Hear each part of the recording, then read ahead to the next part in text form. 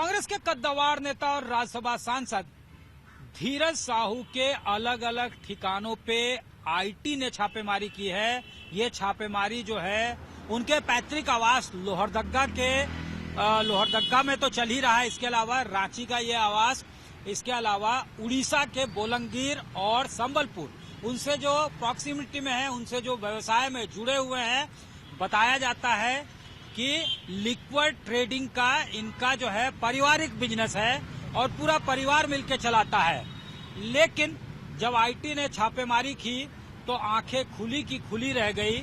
बोलंगीर के पास एक मकान के एक कमरे में एक ऐसा अलमीरा था जहां सिर्फ हरे हरे नोट ही दिख रहे थे अलमीरे के अंदर। आकलन है कि 100 करोड़ से ज्यादा का रकम हो सकता है। इस वक्त भी छापेमारी जारी है रांची स्थित उनके लोकेशन पे और अलग अलग लोकेशंस पे। बुद्ध डिस्टिलरीज करके, बौद्ध डिस्टिलरीज करके उनका प्रतिष्ठान है, उसके भी अलग अलग लोकेशंस पे छापेमारी लगातार चल रही है।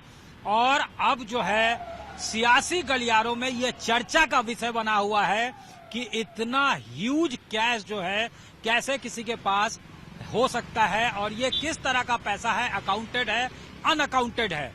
बीजेपी को मौका मिला है और उसने कांग्रेस के ऊपर हमले तेज कर दिए हैं। यहां के फॉर्मर प्रेसिडेंट बीजेपी के और राज्यसभा सांसद दीपक प्रकाश ने ट्वीट करके लिखा है कि कांग्रेस के एक सांसद के पास जब इतना अमाउंट में कैश बरामद हो रहा है तो 70 साल में पार्टी ने देश को कैसे खोखला बनाया होगा, इसका अंदाजा लगाना मुश्किल नहीं। और इसीलिए जब बीजेपी कहती है कि हेमंत सोरेन सरकार में 2000 करोड़ का घोटाला हुआ है तो इसे मजाक के तौर पे नहीं लेना चाहिए, ये हकीकत हो सकता है। साथ ही साथ नेता प्रतिपक्ष अमर बावरी ने ये ट्वीट किया है कि इतना नोट की मशीन भी पनाह मांग रही है, नोट गिनने की मशीन भी पनाह मांग रही है।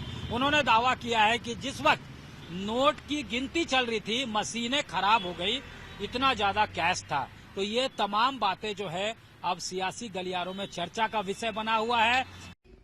देखिए, अब इतने रुपए सुनकर के दिमाग खराब हो जा रहा है। कोई 100 करोड़ कह रहा है, कोई 200 करोड़, कोई 300 करोड़, पता नहीं कितने पैसे हैं। इतने पैसे मिले कि मशीन खराब हो जाए, मशीन जवाब दे दे, तो ये पैसे कोई कांग्रेसी सांसद या कांग्रेसी विधायक के पास ही हो सकते हैं।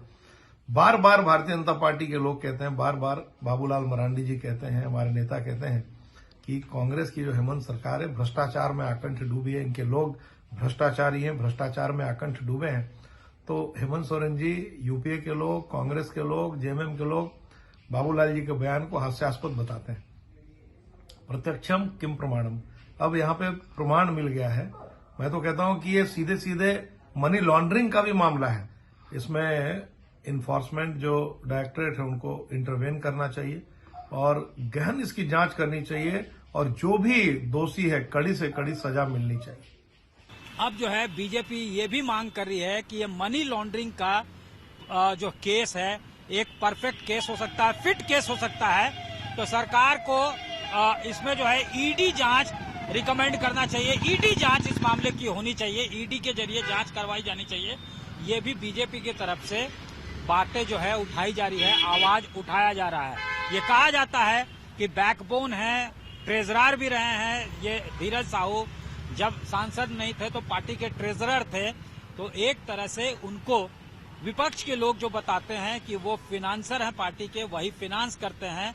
तो एक बड़ा अमाउंट में जो कैश बरामद हुआ है उसको लेकर राजनीति गरमाई हुई है। यहाँ देख सकते हैं अभी भी छापेमारी चल रही है। आपको अंदर जो है गार्ड्स दिख जाएंगे, उड़ीसा की गाड़ियां जो है अंदर लगी हुई है। यहाँ पे जो है अभी भी अलग अलग ठिकानों पे उनके रेड जो है वो कंडक्ट किए जा रहे हैं, रेड जो है वो ऑन है। कैमरामैन राकेश तिवारी के साथ सत्यजीत कुमार, रांची आज तक।